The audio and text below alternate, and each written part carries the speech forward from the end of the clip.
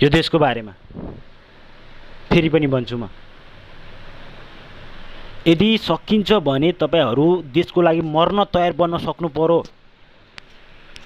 त्यसको लागि लड्न सक्नु पर्यो। सिमाना मेच्चिँदाखेरि त्यहाँ आफ्नो सीमालाई जोगाउन सक्नु पर्यो।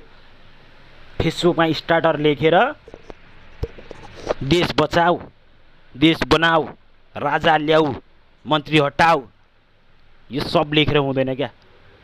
जो रियल नेपाली, रियल गोर्खाली छ नि, त्यो मर्नदेखि डराउँदैन क्या। भनाइ छ नि, जो मर्नदेखि डराउन कि त उसले सरासर झुट बोलिरहेको छ, कि त त्यो गोर्खाली हो, नेपाली हो भनेर। त्यो पहिचान अहिले दिएको होइन, हामीले दिएको होइन।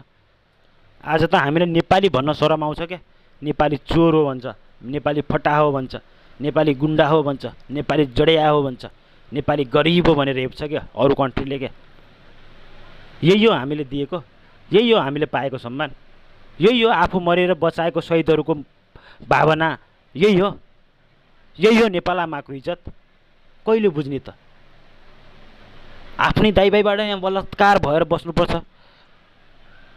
पैसाको लागि दाइभाइ काटमार गरेर बसिरहेछ। एउटै पेटमा जन्मेको बाउआमा, एउटै पेटमा जन्मेको दाइभाइ लडिरहेछ त मम भन्दै। यो हो मानवता? कदापि होइन यो मानवता। सकिन्छ भने कसैलाई गन्तव्यसँग जानुहोस्, सँगै हिँड्नुहोस्। यदि सकिँदैन भने कसैलाई आश र भरोसा नदिलाउनुहोस्। बुझ्नुभयो नि? तपाईको भरोसा र आश र कसैको जिन्दगी बिग्रिन्छ। यो हरेक कुरालाई नोटिस गर्न सिक्नुहोस् तपाईँ।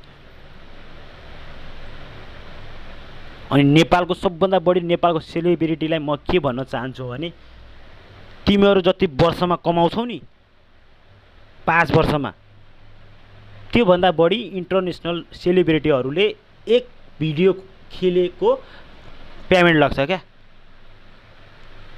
अझ घमण्ड उनीहरूलाई,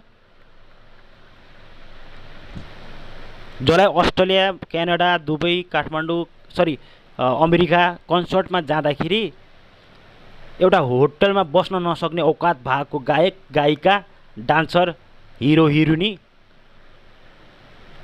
फेसबुकमा लाइभमा आएर ठुलो कुरा गरिदिने। तिमीहरूको औकात छैन। अरू देशमा गएर त्यहाँमा काम गरिरहेको नेपाली मान्छेहरू दाजुभाइसँग बसेर खानुपर्छ तिमीहरूले। त्यही माथि हल्ला चलाउने, त्यही माथि आफू ठुलो बन्न खोज्ने, त्यसरी हुन्छ।